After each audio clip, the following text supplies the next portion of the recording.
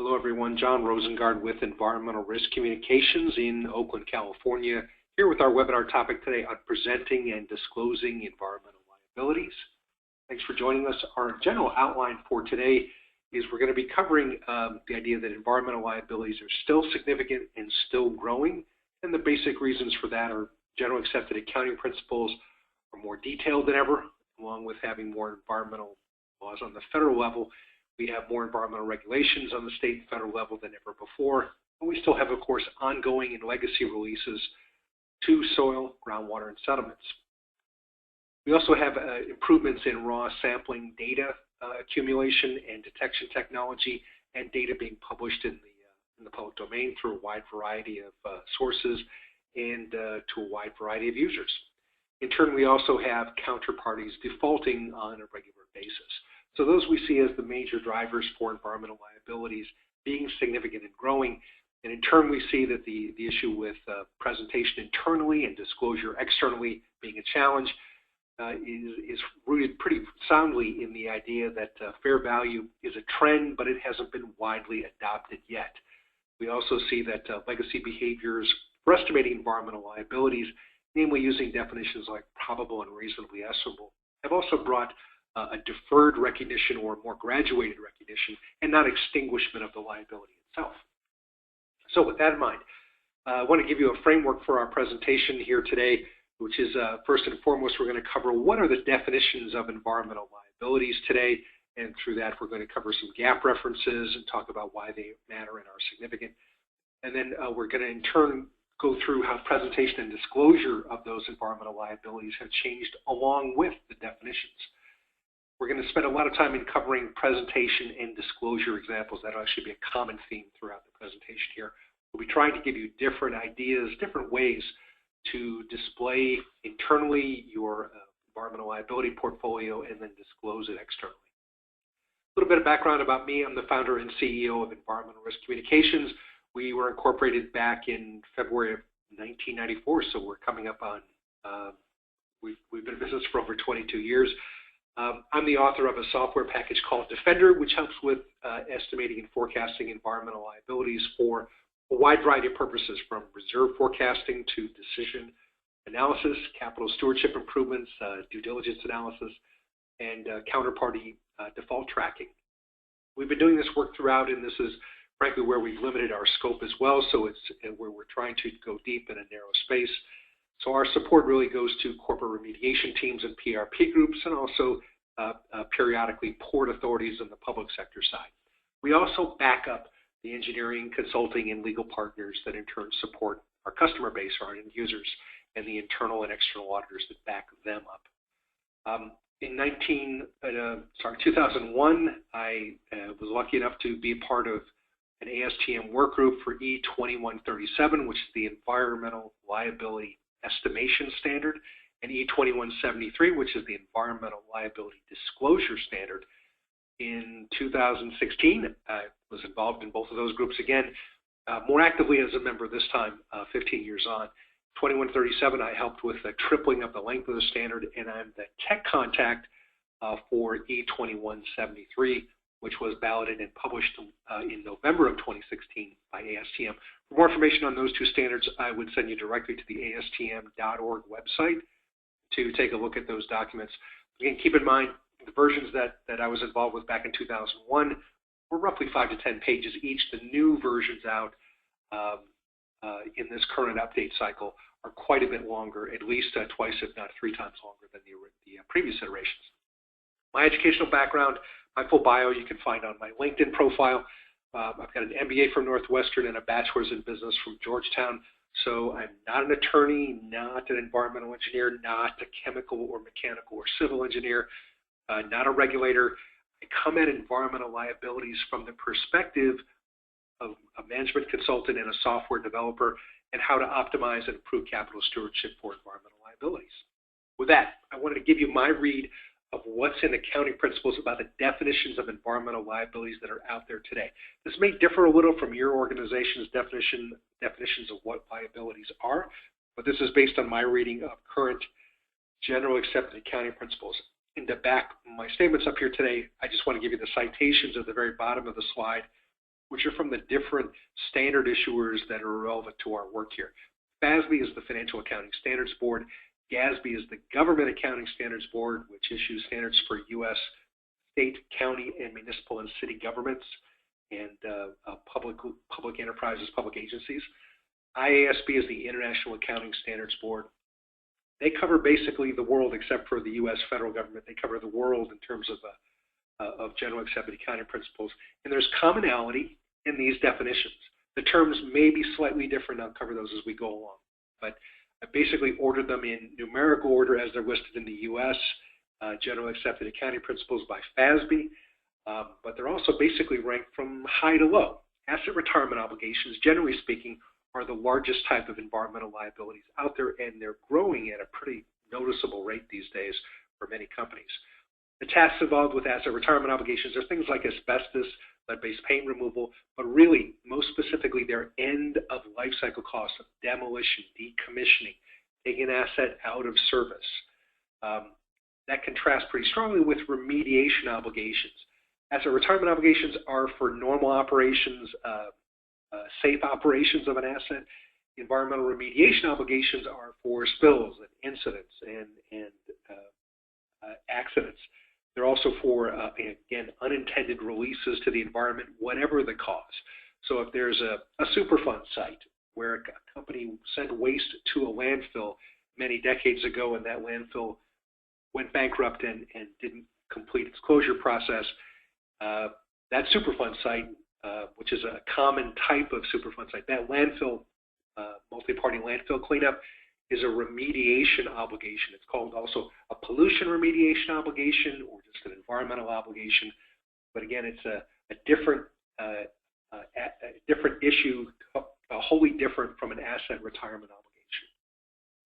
The next type of environmental liability that we see out there are commitments, and these are not driven by regulations, but these are company to company or agency to agency contracts, promises, commitments, where there's an agreement to perform that's not necessarily related to whether a site is got contamination or an asset retirement obligation or some other issue.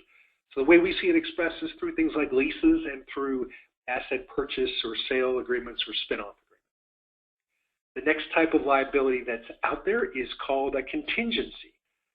Back in 1975, some 40 years ago, every type of environmental liability was called a contingency, and every contingency had to be both probable and reasonably estimable to have a reserve number attached to it.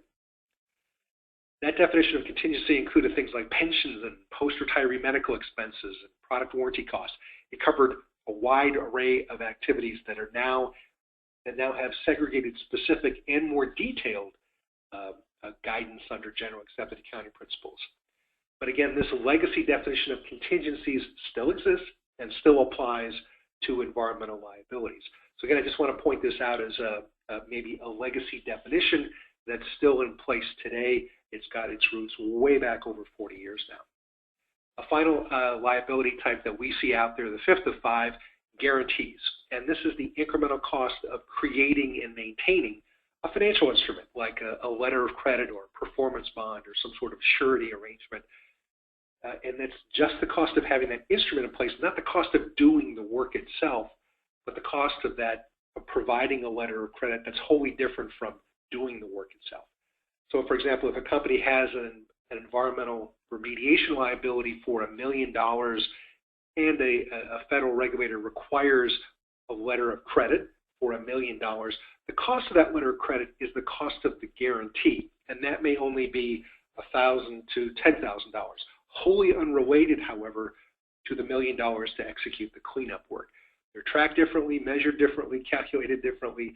I just want to point it out, it's a different type of environmental liability, but generally speaking, it's the smallest of the five types of environmental liabilities we see out there.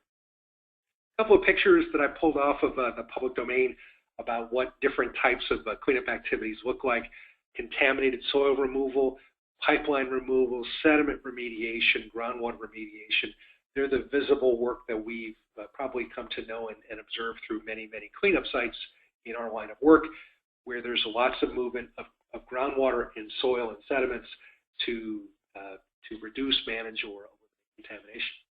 Asset retirement obligations, however, look a lot different. They go back to managing the end of the life cycle of an asset or in restoring a property to some other condition due to the end of a lease or the end of the useful life of an operation. So things like pulling creosote pilings that used to support a pier that used to be there, pulling those creosote pilings out because they contain contamination to some degree, but are also no longer needed to support an asset that's no longer in place. That's an asset retirement obligation, just as underground storage tank removal and lead-based paint removal and asbestos removal. Other examples that are far more expensive than those in the previous slide are things like airport decommissioning, and here I've got the left side of the screen, the former Meigs Field in downtown Chicago before and after, and you see that decommissioning again as an asset retirement obligation to take the runways, control towers, hangars, tie-down areas, refueling systems, take all of those assets out. That's an asset retirement obligation. If there were spills at the airstrip, those spills would be remediation obligations, a little bit different type of money, a little bit different type of definition in general accepted accounting principles. But the most expensive part, first and foremost, are those things that you can see from these aerial photos of reconfiguring the land use and taking out the originally constructed structures and replacing them with something else. Other types are the warehouse demolition you see in the upper right corner. That's Pier 48 in downtown Seattle, and a power plant demolition in the UK. That was one of the largest structures in the UK, brought down with one explosion and one short time-lapse photograph that you see there. Over the last 45 years or so, we've seen a tremendous change in how environmental liabilities are understood, booked, and measured. And this is a transition that I want to characterize in a couple different ways. In the top half of the slide are major environmental laws that came into effect in the U.S., major federal laws. You may note in 1980, for example, the CERCLA or Superfund law was passed. 1970, the Clean Air Act amendments with the National Environmental Policy Act were put in place. 1976, the Resource Conservation and Recovery Act, or RCRA, came into play. So many laws came in the 70s, 80s, and so on, and then were refined periodically. However, generally accepted accounting principles did not jump out and mean that all of those laws and their intended consequences on companies that were going to pay for environmental cleanup work. The accounting principles played a lot of catch-up, and that catch-up really did not get going until the late 80s and early 90s. The major pivotal points here that I just want to point out to you are numerous, but a couple of them. SOP 96-1 in 1996 was a major breakpoint, for example, in saying we've got a preference for expected value instead of just a low end of the range or no estimate at all. We identified or noted that there was an express preference for seeing a decision tree, a Monte Carlo model, some sort of calculation that showed there are some uncertainties, that's normal, but we have a range of outcomes that is based on this knowledge today. That expression in 1996 led in turn to ASTM standards being updated in 2000, 2001. You see ASTM E2137 and E2173. Those were both put into effect in 2001, and they were meant to be guidance to people preparing financial statements and preparing estimates. Generally accepted accounting principles are sometimes instructions to auditors or instructions to accountants or CFOs about how to evaluate forecasts. But there wasn't guidance from the very, very grassroots about how to prepare those estimates. EPA came up with a document, I, as part of the ASTM work groups at the time, came up with documents as well, and those have been, again, part of this entire evolving system of generally accepted accounting principles that you see on the lower half of the slide. Many, many, many, many steps have taken place here. The most recent came up just in the last month or so, November of 2016. GASB, the Government Accounting Standards Board, issued their statement, statement number 83, about asset retirement obligations, which means for state, county, municipal governments, university systems, publicly owned hospital systems, there's now an asset retirement obligation financial standard in place. It comes into effect in 2018, and what it says is you need to start booking in 2018, no later. the asset retirement obligation for your long-lived assets. So if you have a building, a hangar at an airport, you have a hospital building, you need to start booking the cost of eventually demolishing that, because that needs to go into your today's cost of doing business. And if there's asbestos, lead-based paint, underground storage tanks, mercury-containing light ballasts in your fluorescent lights, whatever those environmental liabilities are, you need to start accounting for them as asset retirement or remediation obligations. The framework that we're all working under today is just this set of terminology here that comes from FASB, the Financial Accounting Standards Board, and their Statement of Accounting Concepts number 8 from September of 2010.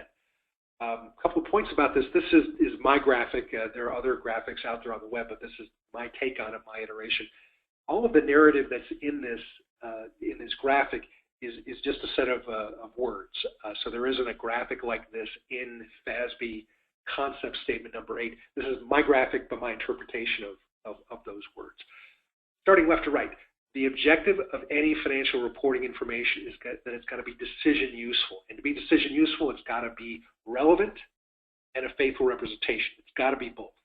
In order to be relevant, it's got to have either or both predictive value about the future, confirmatory value about the past. That's what makes data relevant. What makes it a faithful representation? Take a deep breath, because this is a toughie for environmental liabilities. It's got to be complete and neutral and free from error. It's a tall order, but that's, again, what's in the Financial Accounting Standards Board Concept Statement number 8. The enhancing qualitative characteristics, data should be comparable, verifiable, timely, understandable. A lot of the things that are laid out in fair value measurement, which is a separate webinar topic in our YouTube catalog. Finally, the elements of financial statements that we work with, recognition and measurement need to take place in order to facilitate presentation and disclosure. Those are the exact terms. You recognize a liability that wasn't there before. That's the first step. Then you measure it, periodically remeasure it, and periodically remeasure it as time goes on and more information is known. And in turn, that leads to presentation internally, disclosure internally and externally. But again, those are the definitions of terms that are all subject to, as we noted at the bottom, cost constraints, materiality constraints. What do materiality constraints mean? Don't spend a lot of time looking at $1,000 liabilities. Spend a proportional amount of time proportional to the prospective liability. Next, cost. Don't spend $1,000 evaluating a $1,000 liability. Also, don't spend $100,000 evaluating a $100,000 liability. Keep cost in mind. Try to drive efficiency. Try to have benchmarks, and try to be wise about continuously improving capital stewardship. That's the FASB conceptual framework. Again, my take on it. In the ASTM work groups that I mentioned earlier this year, I endeavored to add this to the standard, so you'll find these published in a couple of different places, not just on the web, but also by ASTM. One of the things to keep in mind as you're trying to develop a good presentation of environmental liabilities and good disclosure of environmental liabilities is you're going to generate a lot of numbers with a lot of backup for that. We've developed software that does exactly that, that captures that backup.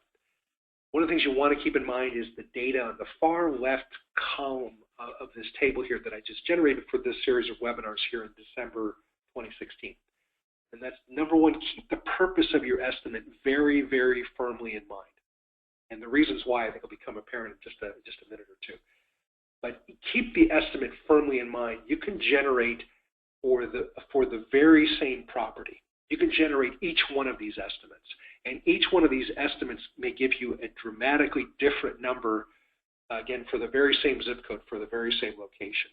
But I want to tell you that that's okay, that's normal, and clarifying the purpose is something that starts and ends with your documentation. So again, if you keep in mind and clearly articulate the purpose of your estimate, you'll probably go a long way toward not just being GAAP compliant, but also improving the capital stewardship over the spending that you're going to use to extinguish liabilities, because you're going to be clarifying the type of liability and the types of funding available to extinguish those liabilities. So again, keep in mind the purposes are going to be different. You're going to have asset retirement obligations that have an infinite time horizon, that have inflation and discounting allowed per your general accepted accounting principles, which say use an inflation expectation, and then use a credit-adjusted risk-free rate of return, which today would be around 4 or 5%. 20 years ago may have been 7 to 12%, and much a decade or so before that would have been twice those numbers. So 15 to 20% would have been normal credit-adjusted risk-free rate of return. At any rate, my point in using inflation and discount rates is they're supposed to be market prices. You can't use the rates that you used 20 years ago. You do have to keep in touch with where interest rates, money rates are going and are at today, and where inflation is at in the economy today.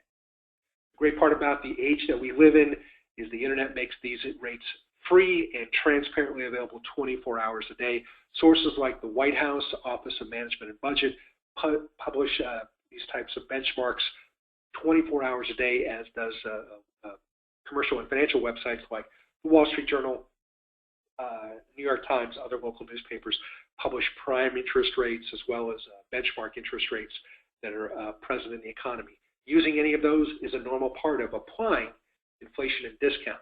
However, the inflation discount rate that you use for a reserve forecast is not the one you would use for a due diligence forecast or even a financial assurance forecast. And the case in point is at the very, very bottom of the list under remedial alternatives. EPA published some guidance back in 2000 about how to generate estimates for a remedial investigation or feasibility study under CERCLA, under the Superfund law.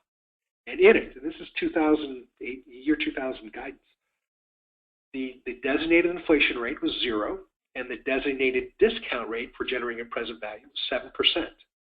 No one does that in their reserve forecasting, their due diligence forecasts. No one does that. No one uses those rates today. But it's specified as a way of comparing for an EPA record of decision on a Superfund site. It's the method. 0% inflation, 7% discount. In a commercial setting today, a corporation would most likely use 2 to 3% as an inflation expectation for a site in the United States, and a 4 to 6% rather, discount rate normally. So again, you can see from the purpose of my numbers here and this table that under different circumstances, you would use different time horizons, different inflation and discount factors, and then apply or not apply fair value, expected value, which is a weighting of several scenarios, and present value, which is bringing the dollars back to today's. Under different circumstances, you would use different inputs and different factors and generate a different result, generate a different forecast. One of the things that you may find useful in presentation and disclosure of environmental liabilities is something called a watch list. This is something that's now in the ASTM standards I've noted previously in this webinar today. But the site-specific watch list resembles something like this, which is a tool that I've helped develop across several different assignments over the last 15 years. And I found that these seven columns through trial and error, please use these. It took a lot of experience to generate the idea that these are the right 7 columns to measure each nitpicking part of an environmental liability. I encourage you to use it. We put in the ASTM standard for just this purpose, that people will benefit from the experiences that each of us in a work group have had at different portfolios of liabilities. The leftmost column, the liability type, asset retirement obligations, remediation obligations, and so on. Identifying the type of liability will ultimately drive your inflation and discount assumptions, as we noted on the previous slide, as well as the type of money that you'll be using, whether it's insurance recovery dollars, accretive asset retirement dollars, reserve dollars from a remediation reserve, or OPEX and CAPEX dollars. Different tax consequences, different inflation and discount assumptions, and so on. So again, bracketing and identifying the liability type for the same location, identifying the component liability types is incredibly useful. Next, site-specific definition of the environmental liability. It's very tempting to say we're going to dig up the soil, and that's the liability. That's not a problem. That's a candidate solution, digging it up, but it's not the problem. This column here, the second column in our table here, is for defining what the problem is. We've got a 800,000 square foot warehouse. We've got 4 underground storage tanks. We've got an 8-acre process water pond. Identifying the problem or the source of the liability is what we're after first. The next two columns are identifying how risks turn into costs. And for that, we rely back on general accepted accounting principles, which has these things listed called obligating events and recognition benchmarks. Obligating events help us understand when we know we have the problem, when we know we have a liability in the form of an obligation especially. Recognition benchmarks are when, once we know we have a liability, when do we refine the estimate? So again, if you remember the terminology, a couple slides back we talked about probable and reasonably estimable. Obligating events help apply that probable term, not perfectly, but they help apply that probable definition.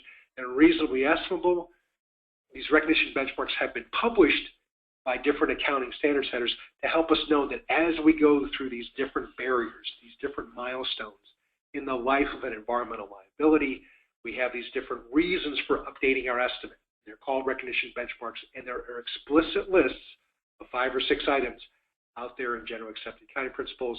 What we're doing with the third column here in this table is listing where each of the triggered obligating events or recognition benchmarks stand today. And usually we find a date to identify when those were triggered is incredibly useful because it enables us to get past the idea that we don't know everything. But it gets us started on the road of saying, well, we know at least a little bit so far. And every environmental liability is on this continuum from knowing nothing to knowing everything. Every site is somewhere in between those two fence posts. So keeping in mind that bracketing our progress, identifying how we're doing is an incredibly useful step. And again, that's laid out in column 3 and also column 4. Column 4 is the future obligating events or recognition benchmarks that we can sort of see coming. And they're usually in the form of decisions, regulatory negotiations, or things like that. But the future OEs and recognition benchmarks give us in turn the last 3 columns, which give us the inputs to say, what's the probability this future obligating event or recognition benchmark will even happen? What are the range of dates for it to happen? And then what are the corresponding range of costs that we can expect to see? Those 3 parts, just the math, they have a foundation that require you, before you do any cost engineering and speculation about timing, you have to work through the previous 5 columns to identify where you are and where you're headed. Once you have that on a site-specific level, you can start to roll this information up for an entire portfolio. And here I've rolled up the 4 in the previous slide into just a simple portfolio summary that identifies the site in the first column, the future OE or recognition benchmark in the second column, the probability of it even happening, the timing, and then the low, mid, high cost. That lets us roll up an auditable trail of what the portfolio watch list looks like. But again, it's all based on the foundation that you've looked at every site in a consistent and timely manner and kept that watch list updated. That discipline takes training, takes burn-in time, takes tools, templates, processes, procedures, all that stuff that ERCI knows and loves to do. That's the end of the infomercial. But if you have any issues with this, again, the ASTM standards are already out to help you see how adoption of this can make a difference to your portfolio. A couple of examples of what to do with that data once you've rolled that into a portfolio-wide watch list. You're ready to step back and say, well, how are we doing on site counts? And here I just want to give you a couple of examples of things that I've seen in looking through about over 800 10K reports. I've done this review very recently. The 10K reports span back over 20 years.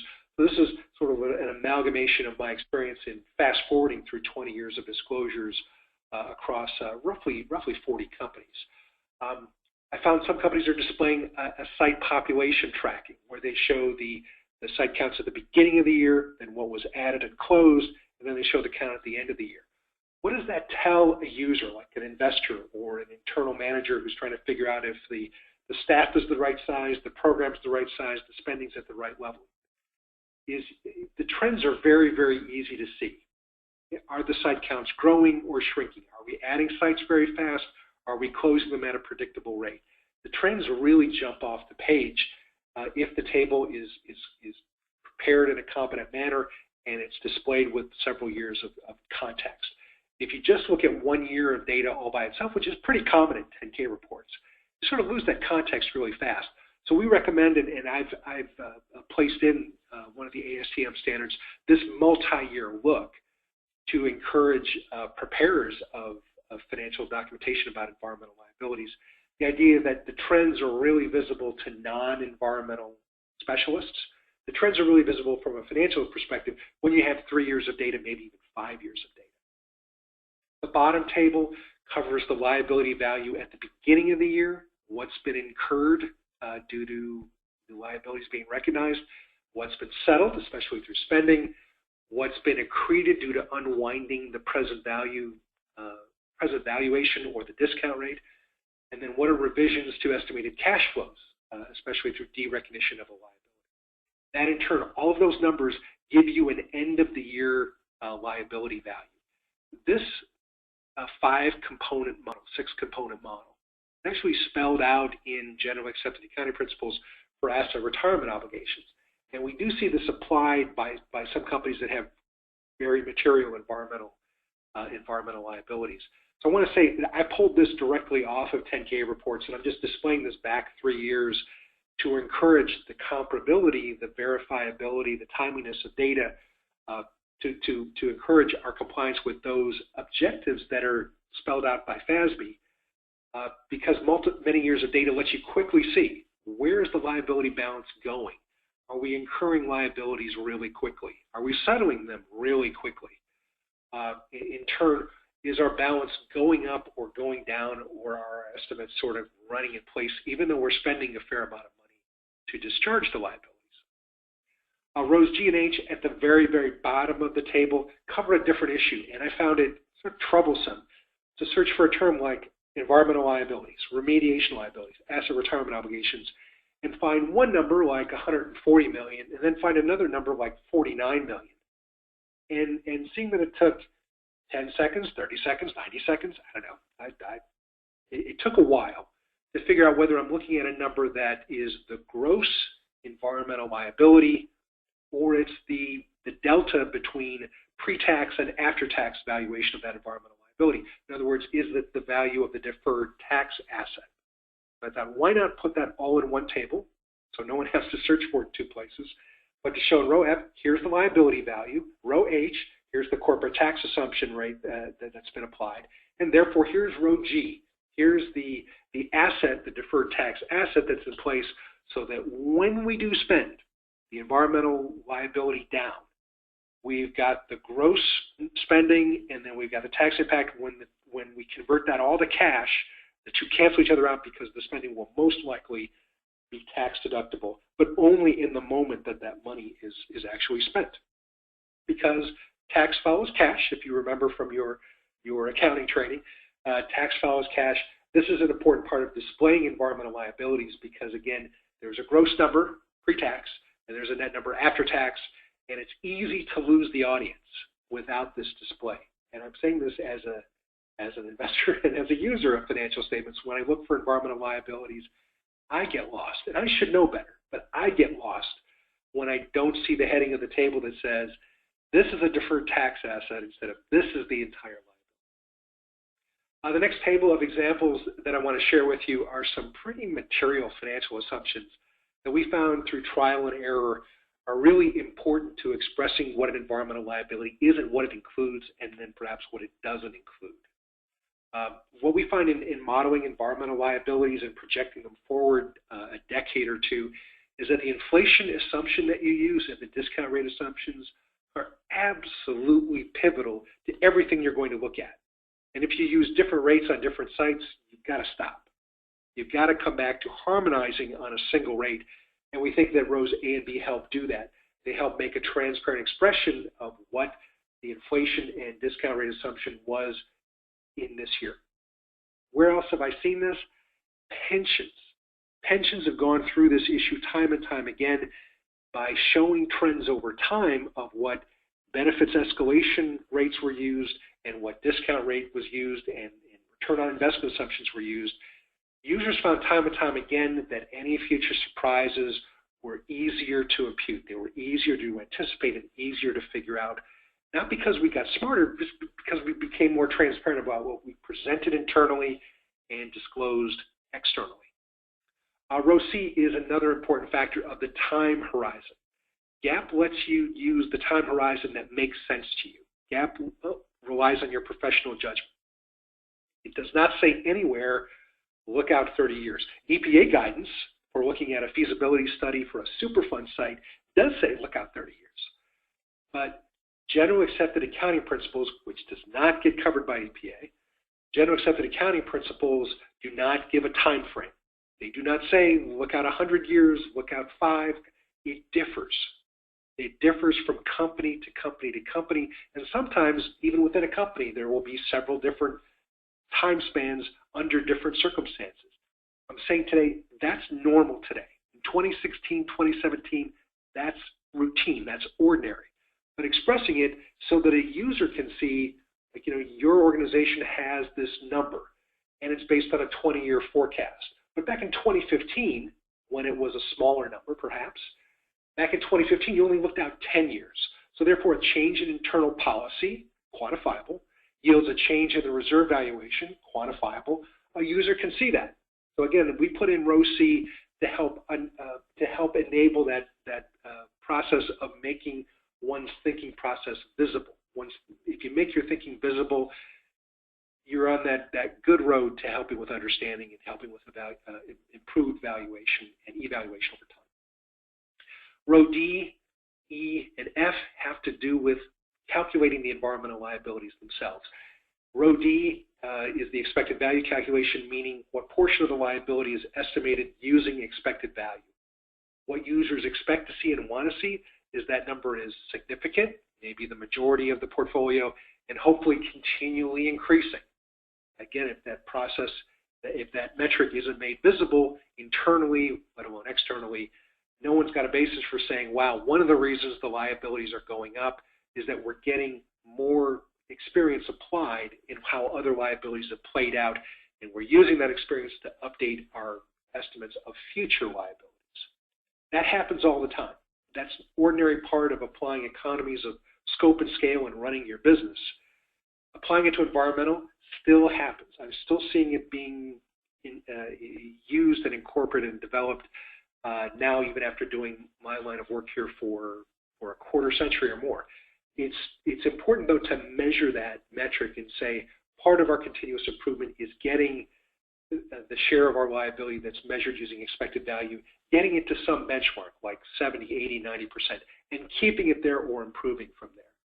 Again, if you don't measure it, you can't manage it. So again, we put this into the new ASTM standard updates to facilitate that thinking and hope it really improves the level of capital stewardship. Rows E, F, and G have to do with counterparty tracking. This goes back to how you value environmental liabilities. If your company is a deep pocket or it's financially more healthy than a lot of other companies, then you got the situation where your strong credit means you're not only paying your share of environmental liabilities, but you're probably going to be in situations where you're paying the shares of others. It's a quantifiable phenomenon. It's called counterparty risk. It happens in the core operating part of your organization's business as well. But recognizing that environmental liabilities take out longer time span, not just years, but decades to play out, and that as a deep pocket, one of the penalties of surviving is that you're going to be paying the stranded shares of other counterparties that didn't make it as long as you did. So part of the method I think that's useful for calculation and display here is row E, saying what your own ability to pay is, which is a very transparent metric, very easy to see from bond ratings, market capitalization of stock prices, credit scores. There's lots of different ways to get to this number in less than a half an hour. And then in turn, there's some tougher numbers to find that do take some investment of time and effort, but again, it pays off because you're finding out who's a problem and watching them. Row F is the weighted average of your counterparty's ability to pay, so you find out if your counterparties are strong or weak or absolutely in dire straits and getting weaker. And then row G tells you the portion of your liability balance concentrated in your 5 largest environmental counterparties. This is something you want to know because if the bulk of your environmental liabilities are contingent on the survival of one enterprise, and those situations exist out there today, it's useful internally at least to display and say, we're worried about the survival of this this unique company that's not us, that's the separate enterprise, if they go down, our liabilities go up. That looked like the situation for row G back in 2015, 2016, 2017. That problem appeared to go away. And that's, again, a useful metric for people to know that work in risk management because they want to find concentrations of risk and address them with a wide range of tactics that are available to them. Row H, the portion of the liability balance that's got updated estimates, always should be a healthy number. I advocate between 33 and 50% of estimates ought to be really updated every year. And cost indexes are a part of doing that. So identifying the date of the most recent cost index, whether it's a U.S. Department of Labor multiplier for a specific SIC code or a specific geographic area, this information has never been freer, never been more readily available to use different cost indices. Applying them, however, takes a moment, takes some time and organization to apply it to a large, robust portfolio of environmental liabilities. But I think daylighting the idea that estimates are stale or not stale is, again, worthy of internal presentation. I'm not sure about external disclosure, but we wanted to start the measurement dialogue. Next set of metrics, the portfolio of the liability balance in row A, the portion of the liability balance that has a third-party financial instrument. We expect this to continue to grow over time. Showing that there's monetization, that there's securitization of environmental liabilities will be difficult to display without keeping track of these metrics. Financial assurance didn't really exist 20 years ago. It's really hit the news in the last 3 years as 4 of the 5 major coal companies in the U.S. declared Chapter 11 bankruptcy, and the reason none of them have gotten out is that they have stranded IOUs with various state and federal regulators about how they're going to pay for their asset retirement obligations. They do not have the cash, and they do not have a credit instrument like a letter of credit or a performance bond backing them up in most cases, which means you have an unknown asset, what's coal in the ground worth today. You've got a known liability of here's what it'll cost to close the existing mines that we've got in place today, and then you've got the net calculation, which is a squishy number on the asset side, a solid number on the liability side, and therefore a negative or dubiously calculated net position or shareholder equity number from there. So the reason I bring up A and B is we should expect gradually row B to decline over time, row A to increase over time. It shouldn't shock anyone. It wouldn't be enormous material cost, but it may affect how many bets, how many projects, how much asset retirement and remediation liability an organization decides to take on. So it may torpedo a future acquisition, may torpedo a future spinoff. By making this metric visible, the conversations can happen a little faster. So again, that's why we're advocating display of this information.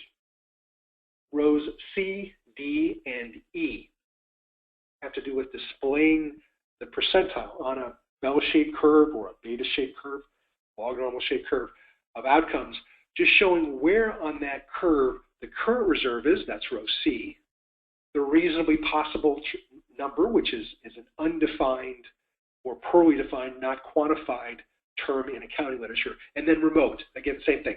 There's no number attached to it, but it's supposed to be in this order. Your reserve number is lower than your reasonably possible and remote number, and your remote number deserves some measure of disclosure, but your reasonably possible number deserves not only internal presentation, but also external disclosure. So I find value in saying, like, okay, here's rows F, G, and H. Here are the numbers that go with that. But now the backup for me is, where on the curve did you change your measurement method in the midst of those numbers moving? Because part of the story is, did you change your policy? Did you change how you did the math? And then F, G, and H tell you, well, here's the numbers that we see. So what's common, what I've seen in 10K reports, are just rows F and G for the current year. In other words, I see just 2 numbers when I'd like to see this entire set of broader cross-section rather of trends. Having this information displayed involves lots of assumptions, lots of documentation, but again, I'm advocating to you that displaying this information gives a sense of where the spending is going. If you're tracking spending, which is very, very visible, very easy to say, everyone knows what an organization spends every year to get rid of the environmental liabilities. But if you have trouble measuring the starting point and measuring the ending point, it's like running a lap in a place that you don't quite understand. You don't know quite where you're going. I think these extra waypoints, as they're spelled out here, help explain progress. In other words, if you're spending money and your row F sort of stays the same, it doesn't really move very far. That can tell you one thing about the efficiency of your spend. But if you're noticeably decreasing row H, row G, you're decreasing those unreserved values, that's still useful. That's still important because that is still progress and still worthy of the expenditures. Proportionalizing it and measuring it wisely is all part of making sure that we're improving our capital stewardship over time. So again, that's why we're noting that these are good presentation and disclosure options. So how are presentation and disclosure changing? Again, I just want to give you a little bit of that backstory. 1975, we had FASB 5. Everything was a contingency: pensions, environmental, post-retiree medical. It gave us all the latitude to say a liability is a contingent liability, which has to be both probable that a loss has occurred and reasonably estimable. And back then, when we had very, very few environmental liabilities known, let alone fully cleaned up, we had nothing like a Superfund site because Superfund was not a law yet in 1975. Those definitions made a lot of sense. What we migrated to started in 1996 when the American Institute of CPAs, AICPA, came up with their Statement of Position, SOP 96-1, which just covered environmental remediation liabilities and expressed a couple things.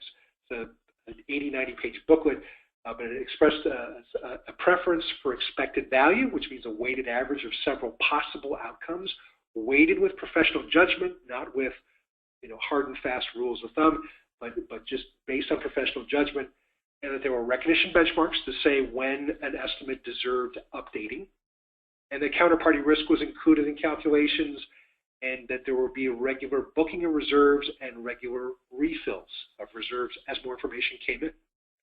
2001, asset retirement obligations were defined for the first time via FASB 143. Back in 2009, there was an accounting standards recodification project by FASB.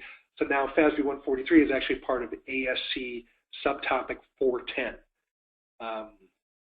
FASB 157 came out in 2006, which expressed a preference for fair value measurement, which meant market prices, expected value, present value. It changed the rules so that in ways that I'll just explain in a few slides here. But fair value measurement is now the gold standard of having a current market price instead of a glorified cost forecast. So again, it's price comes out of fair value measurement. A glorified cost forecast comes out of probable and reasonably estimable, or doing an expected value forecast all by itself. So with that in mind, that's a little bit of the summary of the trends that we've seen.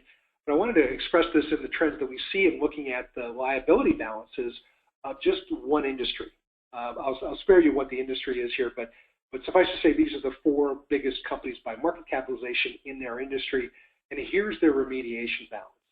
And I defy you to tell me who's doing better. Everyone seems to be in roughly the same place of spending down money, adding back their reserve every year, spending it down, adding it back, spending down, adding it back. And everyone seems to be locked in the zone of roughly $1 billion to $4 billion.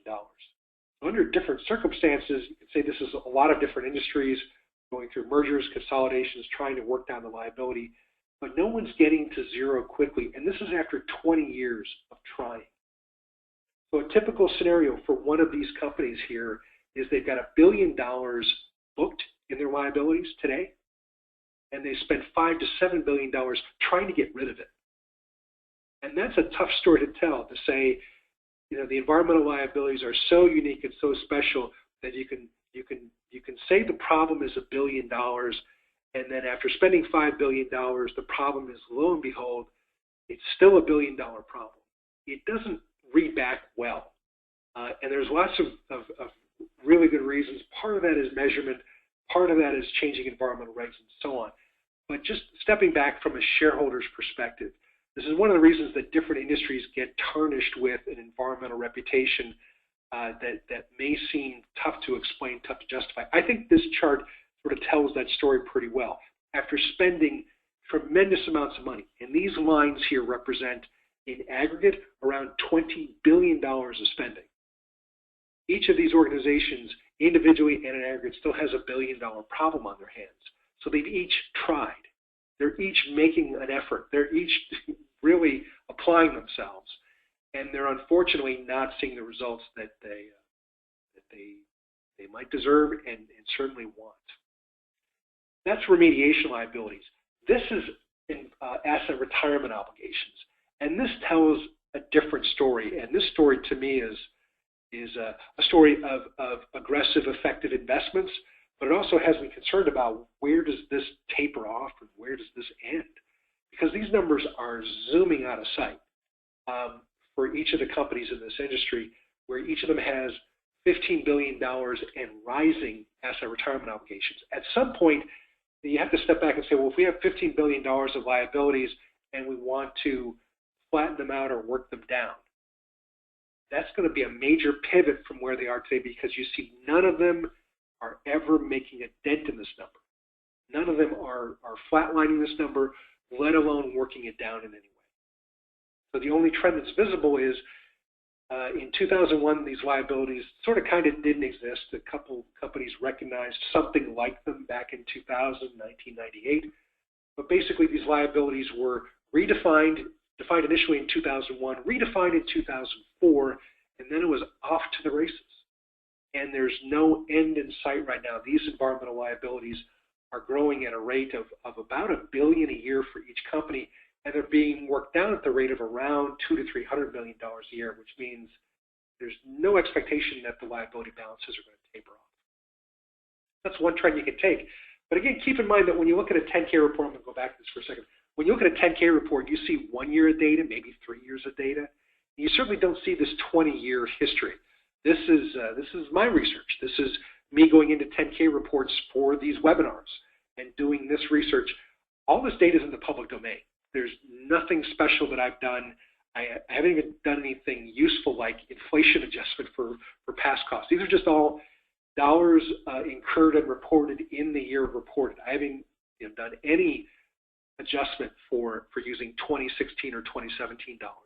This is just the laziest kind of display, but it's the most readily, I think, the most transparent, and that these numbers are just growing at a rate that is when you look back to when the accounting policy changed, they've only gone one direction since then.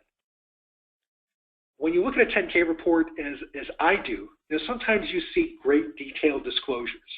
In the top half is a disclosure from one oil company from 2014, where they look at their remediation reserves and give you the before, during, and after story.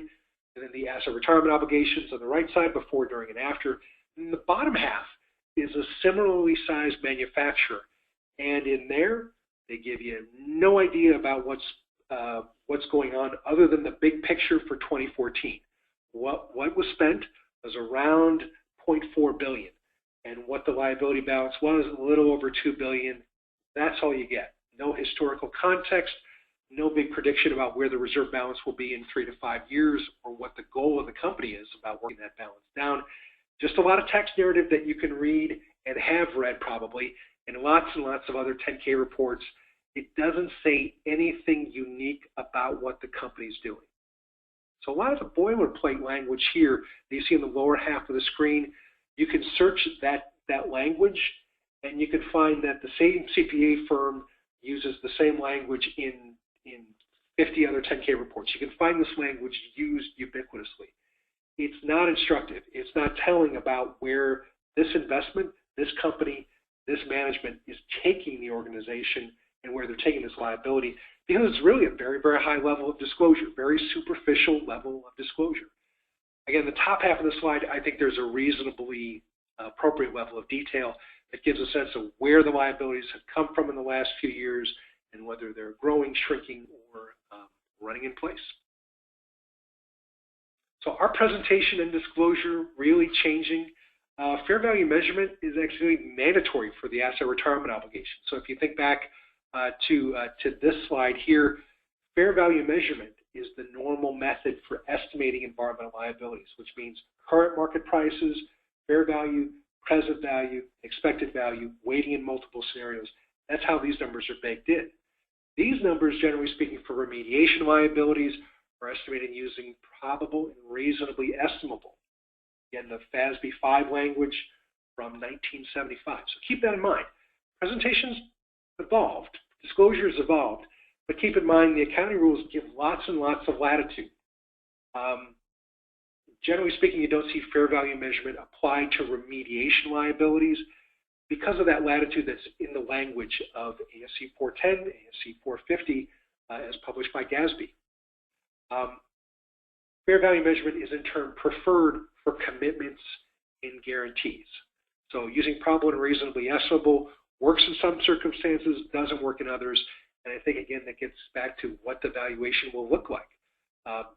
One issue, for example, non-performance risk of counterparty default, actually explicitly spelled out and mandatory for figuring out a fair value, and those losses do occur and they're preventable, but we don't always see them laid out in 10K reports.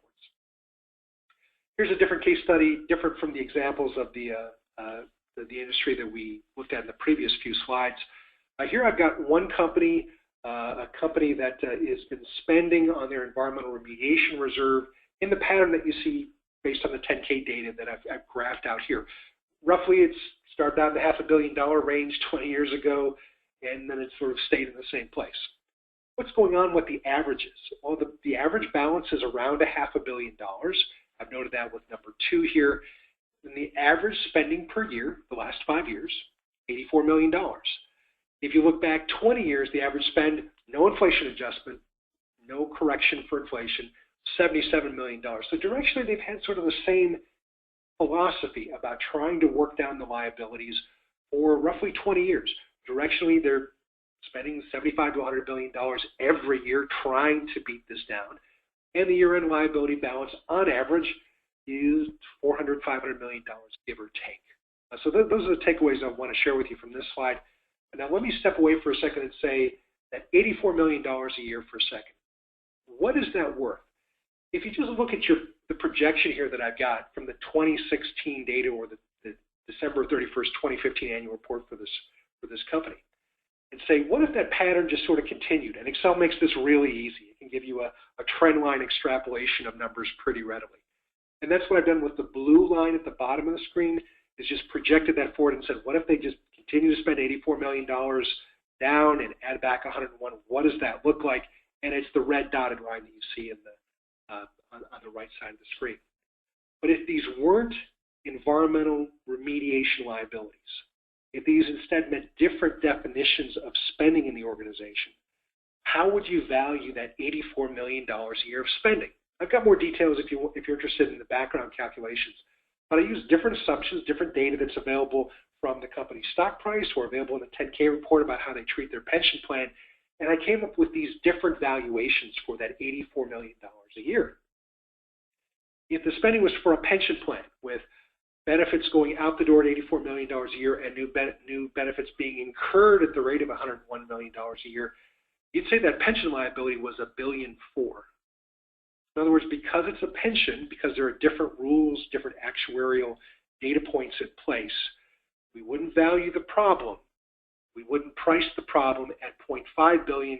We would instead price the problem at $1.4 billion. If we were going to pay out $84 million a year worth of dividends, that would have a $1.9 billion impact on our stock market capitalization.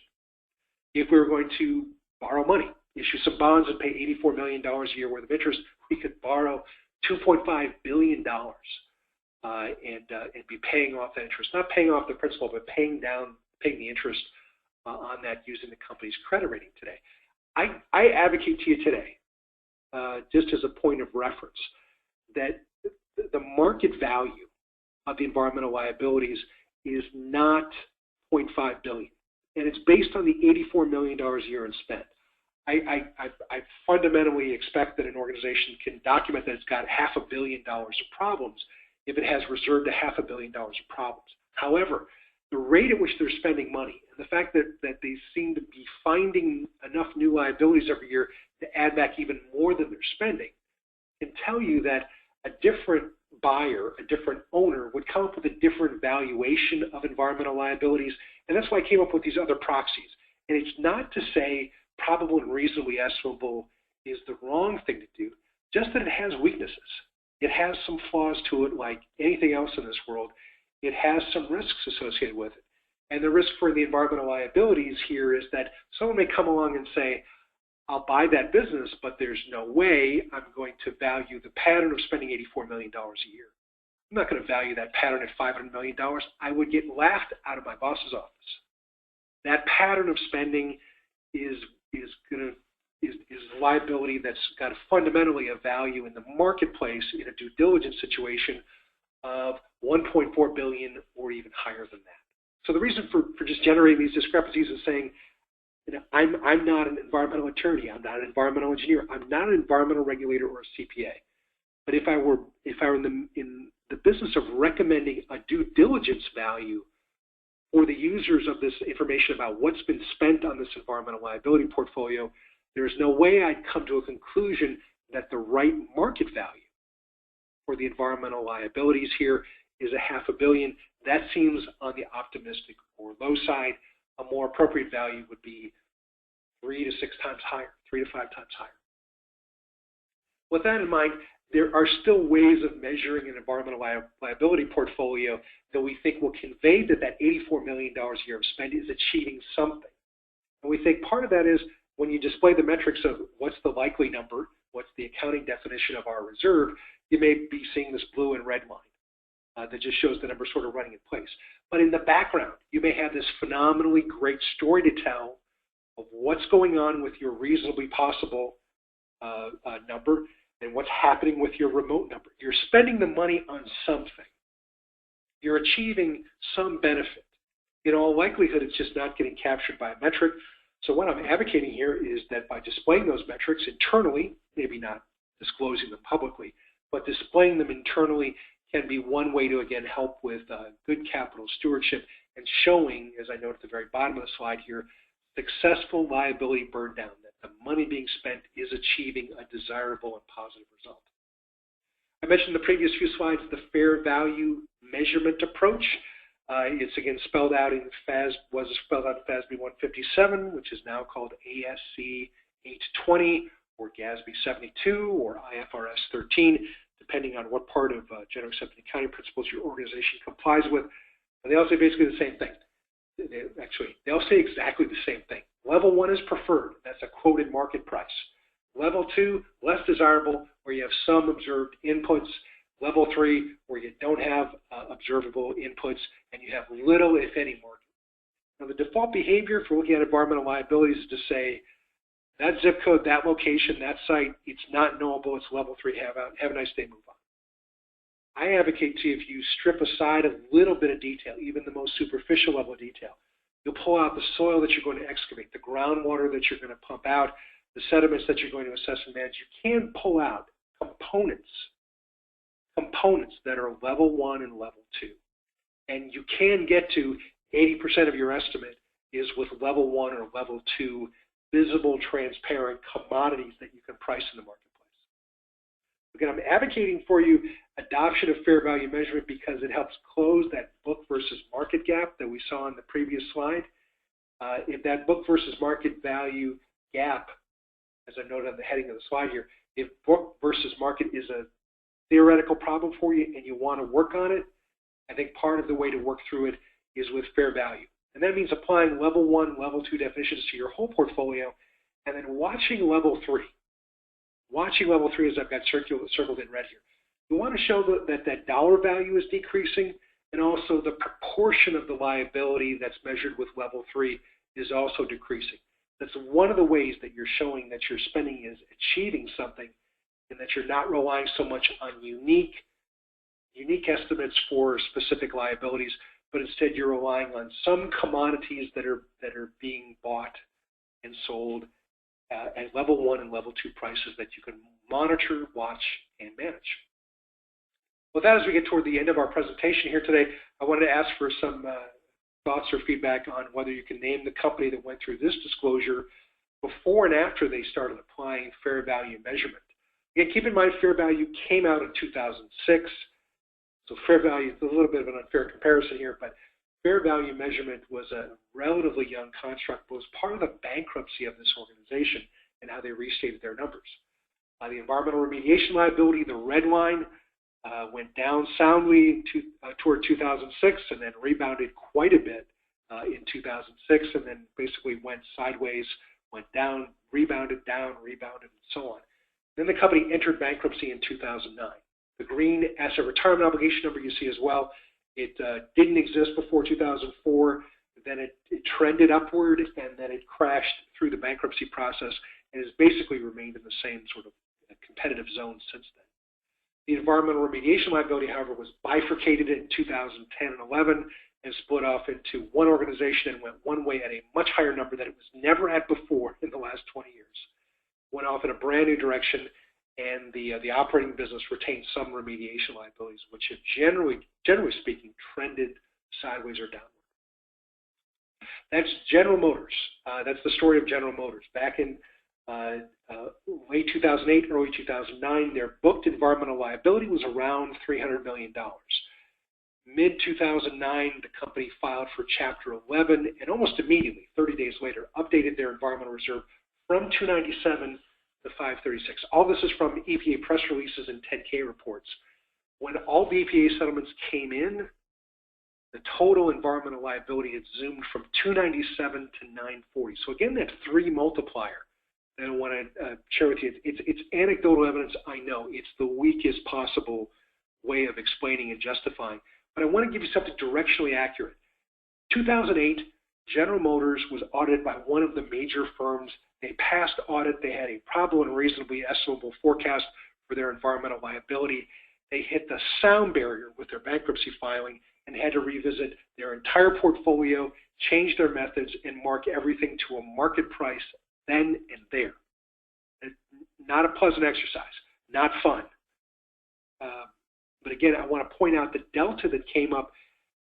In part of it was they had to do this because it was forced upon them. But I assert to you, and I'll go from what I know now to what I expect happened. I expect that a lot of information that was used to generate the $940 million total, a lot of the information that went into creating those settlements was known before 2009.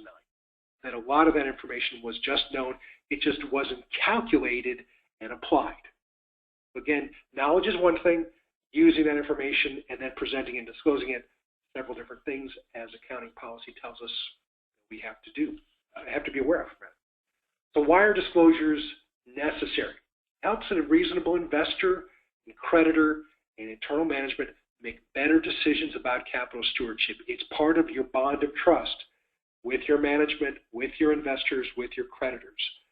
So having documents that are relevant and faithful representations, as we remember from the FASB concept statements, relevant and faithful representations, that's what you're trying to disclose. That's what you're trying to display. Because it also helps management allocate capital more efficiently, it's probably actually good for your career, good for your business, good for your company to have this level of transparency. How do you do it? The long version is you can comply with all these parts of GAAP. Each one of these will mean an investment of reading 40 to 100 pages each. And again, at the bottom, I put the ASTM standards that I was personally involved in. I've got to say each one of these constitutes what I think are the key reference documents for why we do what we do. And part of what you're doing this for is not just good capital stewardship, but making sure that you're compliant with general accepted accounting principles. So just to wrap up on some conclusions here, we see that recognition measurement had changed of what is a liability and how do you score it and count it.